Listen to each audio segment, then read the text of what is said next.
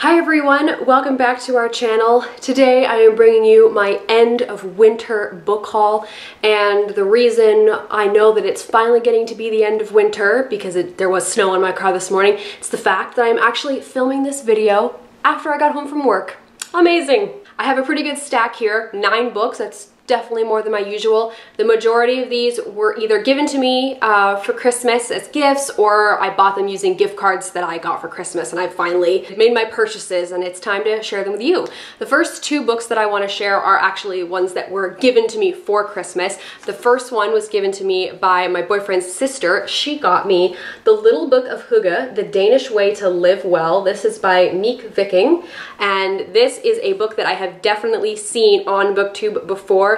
It is exactly what it says it is, a book about the Danish way to live well, and it looks like there's a lot of different stuff in here, from talking about things like light to the home and different recipes and whatnot, and even just some of the pictures in here, they're so nice. Like, it makes me feel calm looking through this book, which I kind of think is the point, like cozy. So I'm looking forward to flipping through this book. I mean, I've flipped through it already a bit, but I would like to actually read it cover to cover at some point.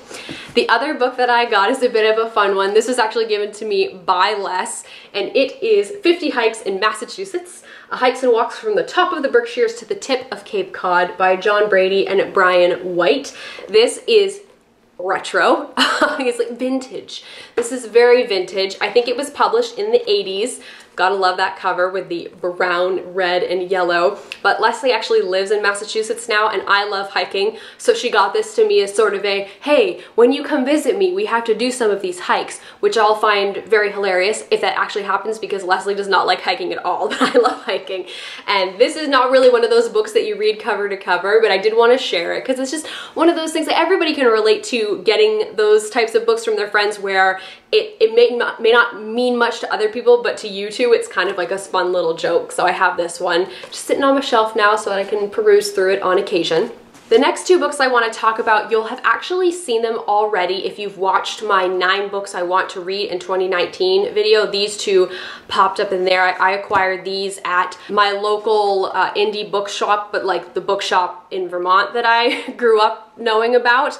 And so they're not near me, so I only get to visit them like once a year, but they're awesome. And the first book that I managed to pick up was Gemina. This is the Illuminae Files, the 2nd book in that series. This is by Amy Kaufman and Jay Kristoff. I read Illuminae last year and I actually really liked it. This is YA sci-fi, but it felt very raw, very intense. And this one follows 2 different characters from the first book, but from what my understanding is, those 2 characters in this book are going to actually meet up with characters from the first book. So that'll be cool when that happens. This is oh so many years in the future. This corporation decides to destroy a planet, and there are 2 characters who are amongst the survivors of the people that actually lived through this attack, and they want to, of course, tell the world about this, but the company doesn't want anybody else to know that they tried to destroy this planet. So things carry on from there. There's an AI gone rogue. There's a lot of life or death moments. It's really intense, and so I definitely wanted to pick up the next book. It is also one of those books where it's got all the different formats inside of it, which I love reading books like that. So even though this baby is like 600 pages long, it will not take me that long to read. I'm excited to pick this up hopefully in April. The other book that I got from the local indie bookstore was The Fact of a Body, a Murder and a Memoir by Alexandria Marzano-Lesnevich. Alexandria is a lawyer, and she grew up in a family of lawyers, and she was always staunchly against the death penalty. But then during her time as an intern, I believe, when she was still in law school, she came across this case, and it kind of started to change her mind, and it really made her reflect on certain things that had happened in her life, and also made her want to investigate more about this particular case that was changing her mind. I have heard this book is incredibly dark, and I am prepared for that, but I'm also very excited to dive into it and sort of see what this case is and see what the debate is, because I have certainly had that debate in my mind as well, like whether I'm pro-death penalty or anti-death penalty. It's definitely something that I've thought about as I've gotten older and sort of where I stand on something like that. So it'll be interesting to hear what her opinion is and why it's maybe changed. Continuing on the nonfiction heavy topics, I have Blood at the Root, A Racial Cleansing in America by Patrick Phillips.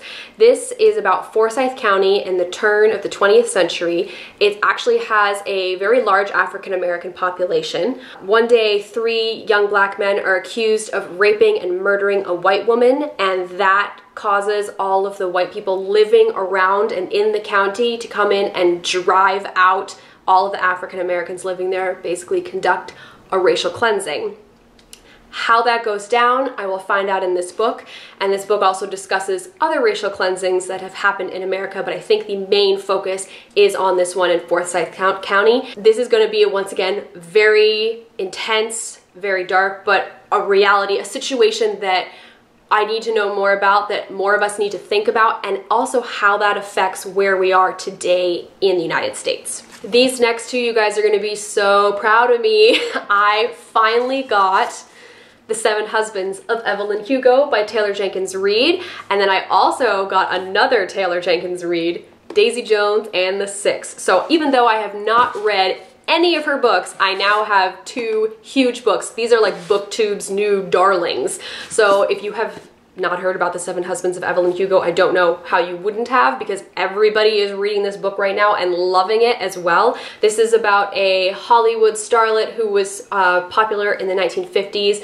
It's now much later. She's not in the spotlight anymore, but she's decided to tell her story. She chooses this unknown journalist, and the journalist doesn't even know why she's chosen to tell her story.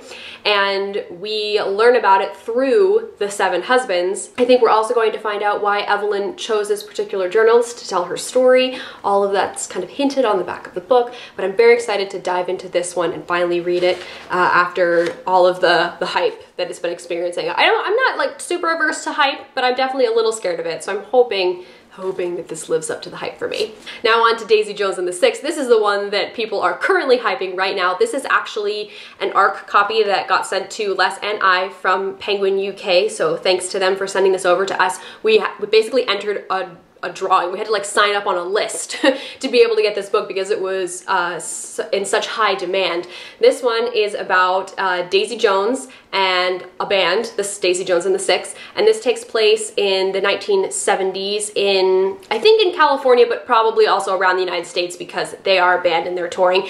And this band was hugely popular, and then one night at a concert they decided to break up, and no one really knows why, so I think the point of this book is figuring out how that happened. But what's interesting about it is it's told in an interview style format, so it's broken up into sections, and then it sort of has everybody's name and it's like directly quoting them, and the story's been put together by whoever this mysterious person is that's interviewing them all. I don't know yet. But I also just want to mention that I really love the aesthetic of this book. Like, this cover is freaking gorgeous. This is the ARC too, like it's not even the final copy, and like the tickets on the inside, and just it's so good. So good. I love this vibe. The last 2 books I want to talk about are also related in that they cover the same topic. Once again, back into my intense nonfiction. Second to last book I want to talk about is And the Band Played On: Politics, People, and the AIDS Epidemic by Randy Shilts. This is the book about the AIDS epidemic in the United States. It is ginormous. The font is very small, but everything that I've seen about it is that it is thorough, very well researched, and very interesting as well. Like, there are some harsh realities explored in this. This book covers a lot of history, and it covers it in many different areas in the United States. So not only in particular cities or particular groups of people, but in particular organizations like the Center for Disease Control, the CDC, and I think we're going to get a very big view of what was happening. When I think of the AIDS epidemic in the United States, I think of 80s into early 90s. I mean, I might be corrected on that when I'm reading this book, but I was not alive for the majority of that, and I was born in 92, so I'd never experienced this. The only things that I know about this come from TV shows and movies and maybe other works that I've read. And so I want to learn more because it's still affects many people today, and something like this is just, it's gonna be so powerful, but I want to be more informed. The other book that I have is also about the AIDS epidemic. However, this one, a little bit of a different topic. Love this cover, by the way. This cover is freaking awesome. It's How to Survive a Plague, the story of how activists and scientists tamed AIDS. This is by David France. I actually heard about this one from Sophie, Portal in the Pages. I had already had my eye on And the Band Played On, but this one sounded really interesting as well because it's specifically about the grassroots activists. So it's not this huge overarching picture about what was happening in every little place across the United States, what was happening with the government, the CDC, stuff like that. This is specifically the grassroots activists whose work turned HIV from a mostly fatal infection to a manageable disease. People who were personally affected by this epidemic and wanted to do something because the government wasn't. There is also a documentary of the same name, which I will probably watch at some point, but I think I want to read the book first and then I will watch the documentary. And those are all of the books that I have acquired in the first couple months of this year. If you have read any of these books, which you probably have because I have a couple popular ones in here. If you've read any of these books, let me know what you thought of them down below. As always, all of our links are in the down bar. You can go check those out if you feel so inclined. Thank you guys very much for watching, and I'll see you later.